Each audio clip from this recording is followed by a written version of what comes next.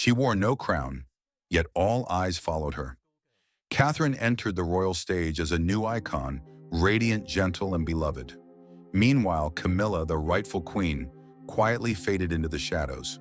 From the French president's welcome to lavish dinners and afternoon teas, every gesture of Catherine sparked a media frenzy, while Camilla was pushed out of the frame. Amid smiles, toasts, and flashing cameras, a silent but fierce battle unfolded between old and new generations, between title and public adoration. The question remains, does the crown truly rest on the head that wears it? On the morning of July 8, 2025, Windsor Castle stood resolute under the brilliant summer sun, an unchanging symbol of the British monarchy. Its ancient limestone walls reflected pale golden light, mingling with the vibrant colors of British and French flags, fluttering atop tall poles. The sound of ceremonial trumpets rang out bold and solemn, like the heartbeat of a kingdom, welcoming a distinguished guest French president, Emmanuel Macron. Crowds gathered outside the castle gates, pressing against barriers, phones raised to capture the historic moment. Cheers erupted like crashing waves as a splendid horse-drawn carriage appeared, carrying President Macron, Prince William, and Catherine, Princess of Wales. Catherine sat upright, her posture graceful in a pearl-colored silk dress adorned with intricate rose embroidery, a nod to England's emblem. Her glossy brown hair was swept into an elegant updo, revealing a slender neck and small shimmering pearl earrings. Her smile, gentle yet radiant, pierced through the morning mist like sunlight, captivating the crowd. Each wave of her hand, light and natural, sparked roars of excitement. Catherine, Catherine, her name echoed, blending with the rhythmic clatter of hooves on the cobblestone path. Beside her, William, in a navy ceremonial uniform, smiled warmly, his eyes gleaming with pride as he glanced at his wife. Macron, with the polished demeanor of a seasoned leader, nodded to the crowd, but the spotlight clearly belonged to Catherine. From a balcony above, Queen Camilla watched, her posture rigid as a statue. Seated beside King Charles, a small pearl-encrusted tiara gleamed on her head, but it couldn't mask the tension etched on her face. Her deep purple gown, meticulously tailored with tiny pearls along the collar, exuded regal authority. Yet her eyes, sharp and searching, were fixed on the carriage below. The press's cameras, like unblinking eyes, focused relentlessly on Catherine. A reporter near the barrier shouted over the noise, "Princess Catherine, a smile, please." Catherine obliged, her smile as natural as a breath, triggering a flurry of camera flashes like fireworks. Not a single lens turned toward Camilla. Not a single glance lingered on the balcony. Camilla's gloved hands tightened her fingers, trembling slightly, as if suppressing a storm within. In her mind, a cold voice repeated, "Why do they look at her like she's the true queen?" Charles, at her side, gently touched her hand, his warm fingers offering silent comfort.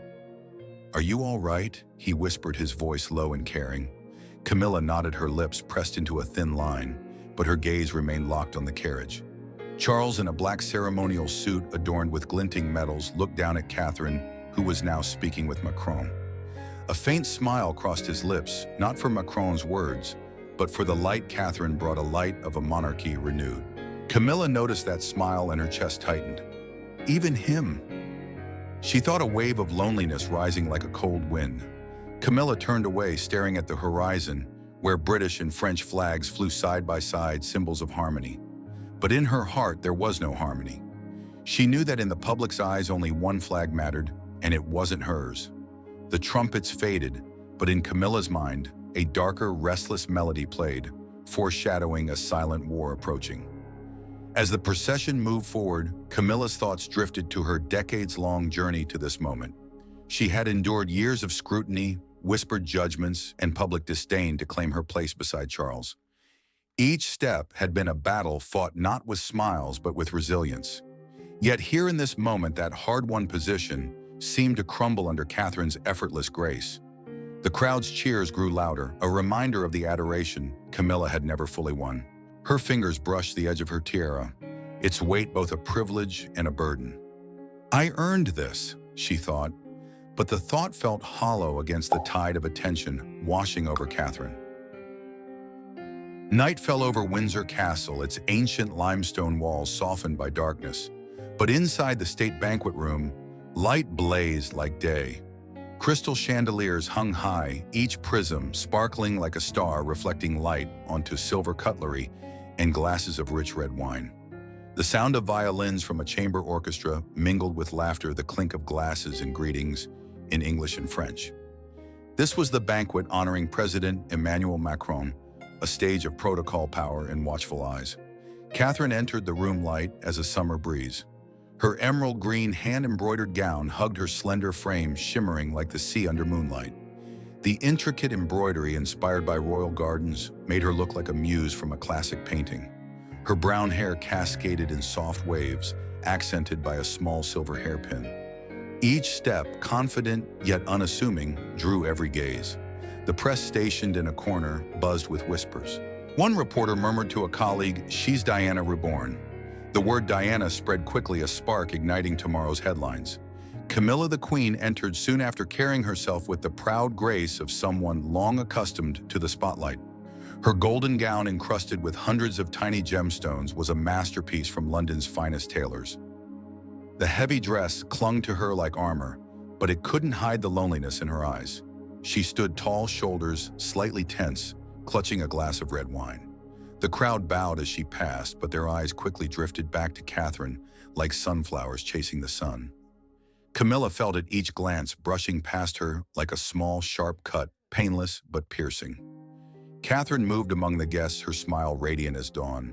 She paused beside President Macron, who was speaking with King Charles and French diplomats.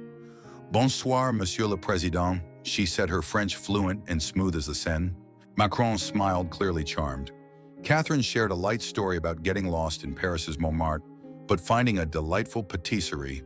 The simple, graceful tale drew laughter from the group, even Charles, standing nearby, who couldn't hide his approving smile.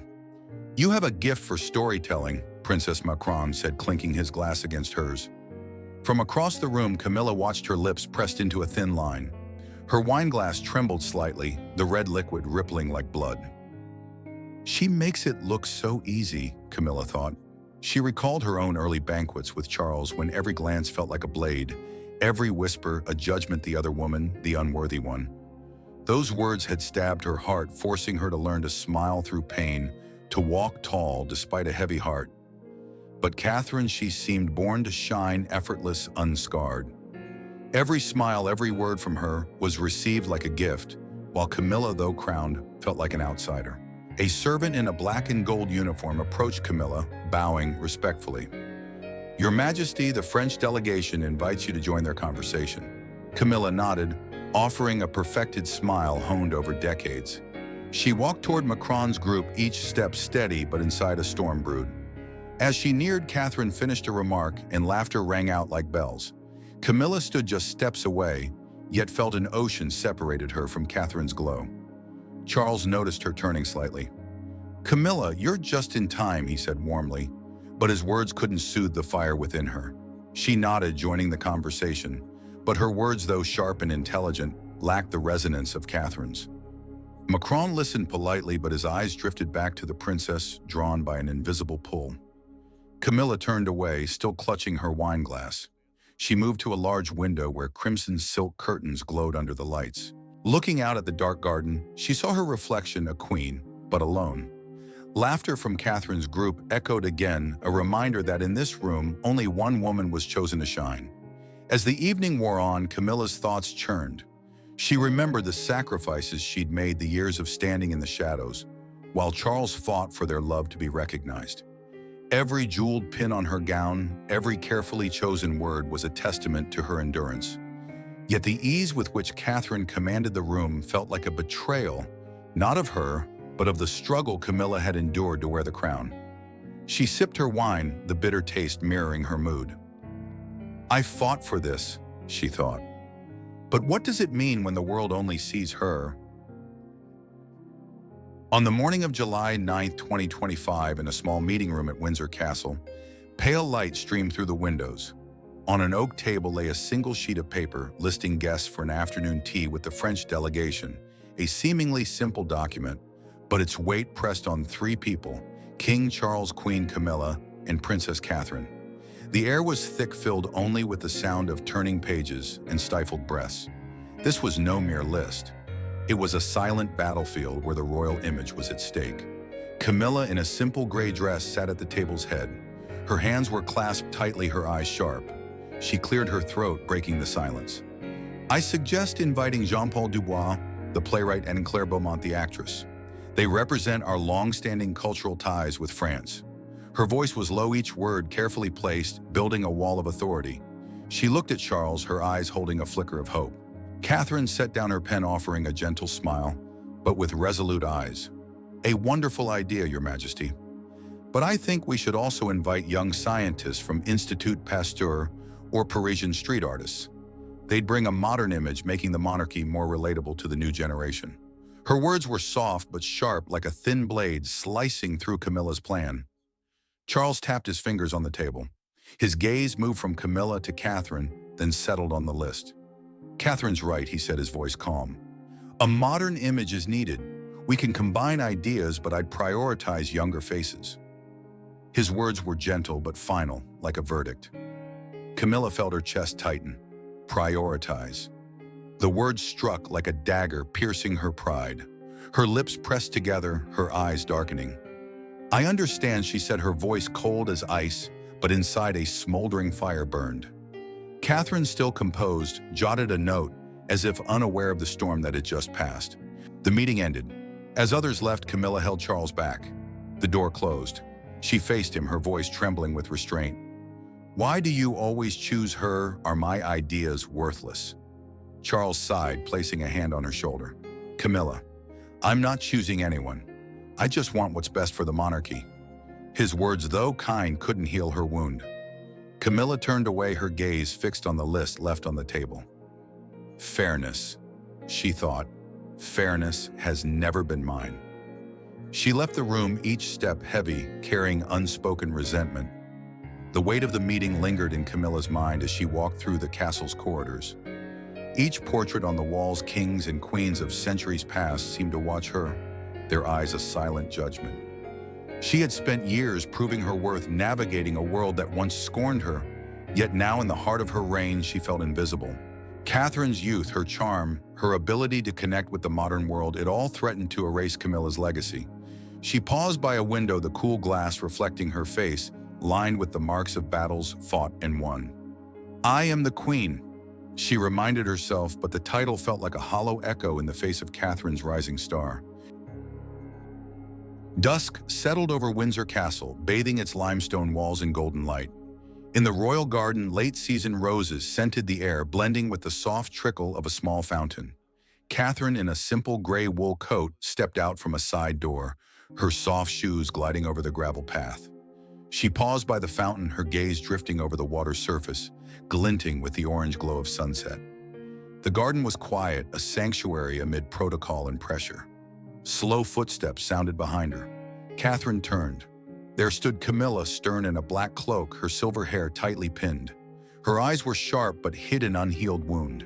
The air between them grew heavy, as if the garden itself held its breath. "You often come here alone, don't you?" Camilla said, her voice low, each word measured. Catherine smiled faintly, showing no unease. "Yes, Your Majesty. I enjoy the quiet. It helps me think clearly." Her tone was gentle but carried a quiet strength, like a calm river hiding deep currents. Camilla stepped closer, her heeled shoes clicking on the stone steps, each sound like a countdown. She stopped just steps away, her gaze locked on Catherine. "You're clever, Catherine. You know how to make people love you, the public, the press, even Charles." She paused, drawing a deep breath, as if holding back a storm. "But you must remember, some things aren't yours. Not yet." Her words were a warning laced with hurt, as if facing not just Catherine, but years of public rejection. Catherine stood tall, her eyes unwavering. She looked at Camilla not with defiance, but with a sincerity that thickened the air. "I'm not seeking titles, Your Majesty," she replied, her voice calm but firm. "I only want to do what's right for the monarchy, the country, and those who trust us." Each word was like a stone laid down, building a wall, not of defense, but of conviction. Silence fell. A breeze stirred, rustling the roses nearby. The two women stood in the fading light, one wielding a crown forged through years of endurance, the other a power born of natural affection and youth.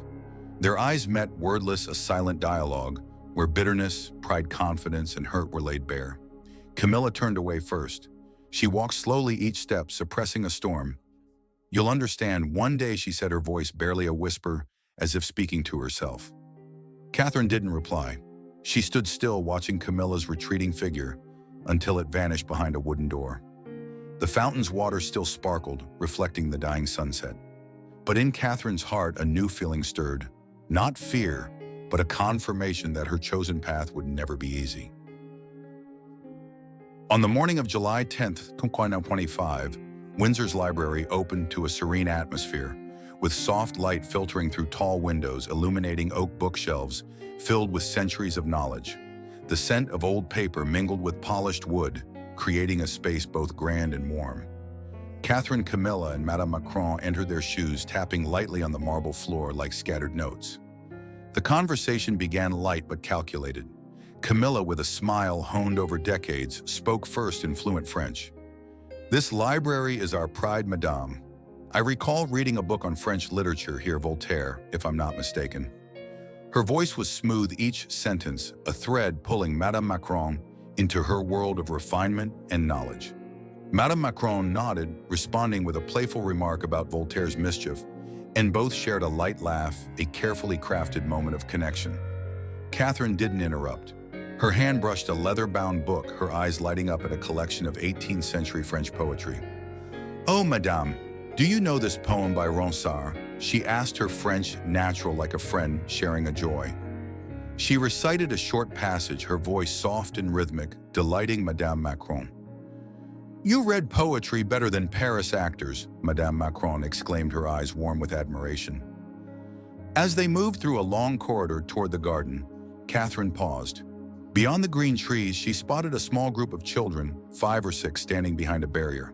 Their wide eyes watched eagerly, some tiny hands waving, but black uniformed guards held them back. A girl with a red ribbon in her hair held up a handmade sign, "Princess Catherine, I love you." Catherine turned to Madame Macron with an apologetic smile. "Madame, may I stop for a moment? The children are waiting." Madame Macron nodded instantly, her eyes sparkling. "Of course, Catherine. Go, children are always worth our time." Camilla beside her said nothing, only nodding slightly, her gaze flicking to the children and back to Catherine. Catherine hurried to the barrier, kneeling to meet the children's eyes. "Hello," she said warmly. "What a beautiful sign. Who made it?" The girl with the red ribbon beamed, pointing to herself. Catherine smiled, chatting with each child, asking their names and favorite books. A shy boy offered her a wildflower he'd picked. She took it, tucking it into her hair, sparking delighted cheers. The guards, initially stern, softened, smiling at the scene. From a distance, Camilla and Madame Macron watched. Madame Macron tilted her head, her voice full of admiration. "She's truly special, isn't she? Not just intelligent, but warm-hearted." "Your monarchy is lucky to have Catherine." Camilla nodded, a strange smile on her lips. "Yes, she's very dedicated," she replied, her voice hollow, as if each word was dragged from a deep well. Inside, a suffocating feeling rose. Dedicated or a perfect performance? The visit ended in the main reading room, where Madame Macron presented Catherine with an antique French book, its leather cover intricately embossed. "A small gift to thank you for your hospitality and passion for French culture," she said, placing it in Catherine's hands. Catherine bowed, her smile genuine. "I'll treasure it, madam." Camilla stood silently a few steps away. Her eyes, cold as a frozen lake, followed Catherine's every move. Why always her, she thought. She turned away, her gaze sweeping over the bookshelves, but her mind held only one image: Catherine, book in hand, and a light she could never reach. Windsor Castle lay quiet in the darkness. In King Charles's private study, a lone desk lamp cast a faint glow over the oak desk, where he sat, his aged hands gripping a fountain pen. Charles, in a deep blue robe, wrote line after line, his handwriting trembling with the weight of his heart. This letter was a confession he could no longer hold, a desperate attempt to soothe the wound he knew festered in Camilla's heart. "Camilla, my love," he began his script, leaning like a whisper. "You are my foundation, the bedrock of all we've built through the years. No one understands me like you. No one stood by me in my darkest days. But Catherine, She's a bridge the light, the public craves, the future the monarchy needs. I cherish you beyond any title, but I cannot stop her from shining. I only hope you understand and forgive me for what I cannot change. Charles folded the letter, sealing it in a plain white envelope, and wrote Camilla's name in careful script. He stepped into the hallway and handed the envelope to a servant with a brief instruction: "Deliver this to the Queen tonight." He returned to his room, his eyes heavy, as if unburdening himself had opened a new worry. In her private chamber, Camilla sat before a flickering fireplace, its light highlighting the lines on her face, marks of years of endurance. She wore a black silk robe, her silver hair loose, no longer tightly pinned. A cup of tea sat cold before her, untouched. Her mind replayed the day Catherine, kneeling with the children, the antique book in her hands, Madame Macron's admiring gaze. Each moment was a shallow cut, making her feel she was fading from the world's view. The door opened softly. A servant entered, bowing, and handed her a white envelope. "From His Majesty, Your Majesty." Camilla nodded, her hands trembling slightly as she took it. She waited until the servant left, then opened the envelope, pulling out the paper with Charles's familiar handwriting. As she read the first lines, her chest tightened. Each word was a stone, both comforting and painful. Foundation, bridge. The words echoed, affirming her place, but also reminding her she was not the light. She read the letter again, slower. "I cherish you beyond any title." The words warmed her, seeping through the cracks in her heart. But the next line, "I cannot stop her from shining," felt like a cold gust blowing out the fragile flame within. Camilla folded the letter, setting it on the table, her eyes fixed on the fire. "He cherishes me, but he chooses her." She thought, resentment rising like a wave. She stood walking to the window, gazing at the dark garden. "I didn't get here with smiles or dresses," she told herself, her inner voice sharp but trembling. "I fought with endurance, with a position no one wanted to see but cannot deny." She thought of the years of public scorn, the long, lonely nights, the times she stood by Charles when the world turned away.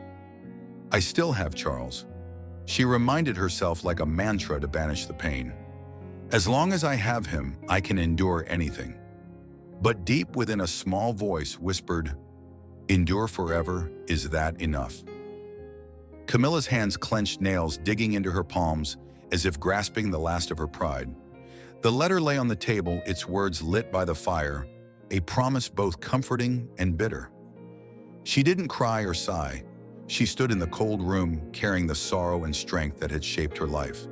Camilla's thoughts turned to the future, a horizon she could not yet see. She had survived decades of criticism, rebuilt her image through sheer will, and claimed her place as queen. Yet Catherine's rise felt like a tide threatening to wash away her legacy. The letter, though meant to comfort, underscored her role as the unseen foundation, while Catherine was the visible bridge to the future. She closed her eyes, the fire's warmth a faint comfort against the chill in her heart. "I will not fade," she vowed silently. "Not yet." The next morning, pale sunlight filtered through silk curtains at Clarence's house, where Camilla sat alone in a small drawing room.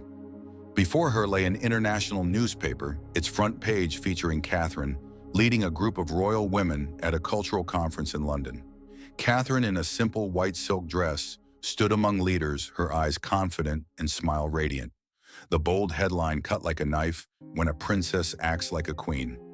Below lines praised Catherine's poise, elegance, and diplomatic skill, a symbol of the monarchy's future. Camilla, in a soft gray sweater, flipped the page. Her hands paused, fingers tightening on the paper's edge, but her face showed no emotion. She read each line, each praise, each subtle comparison to Diana. Always her. She thought, her gaze fixed on Catherine's photo. But within, a resolute voice spoke, "A photo won't shake me. An implied title won't make me retreat." She recalled Charles's letter, his words from the night before. "You are my foundation." Though comforting, they left a sting. Foundations are unseen yet indispensable. In another corner of London, Catherine continued her work. In a pale blue dress, she visited a children's hospital, kneeling to talk with young patients, her smile warm as sunlight. She read them a story, answered their innocent questions, and waved to the press at the gate. Every small action was captured, celebrated. She needed no crown, but the eyes of millions followed an unspoken confirmation that she was the monarchy's future. Camilla and Catherine didn't cross paths again. Yet their presence, like two parallel flags, lingered on Windsor's limestone walls, one preserving a glorious past, the other building a radiant future. Camilla, with her resilience, held the foundation on which the monarchy stood. Catherine, with her natural light, bridged to a new generation. Both served the crown in their own way, with their own wounds and victories. Titles are fleeting like headlines fading with time. Legacy, like the stones of Windsor's walls, endures forever. The monarchy's future is still being written by the hands of women who never needed to be called queen. Catherine's effortless connection with the public wasn't just a gift, it was a reminder of the monarchy's evolving role. She represented a new era, one where accessibility and warmth were as vital as tradition. Camilla, shaped by a different time, had fought for her place in a world that once rejected her. Her strength lay in her endurance, in the quiet dignity of holding the crown through storms. Yet the world now craved Catherine's light, and Camilla felt the weight of that shift. As she set the newspaper down, Camilla's mind wandered to the years ahead.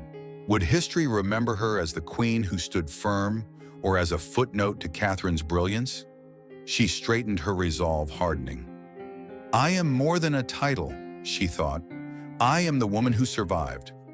And in that moment, she found a flicker of peace, not in the crown, but in the knowledge that her strength had carried her this far. Like, share, and subscribe to stay updated on the gripping saga of the British monarchy, where deep emotions and power struggles between Camilla and Catherine come to life, waiting for you to explore.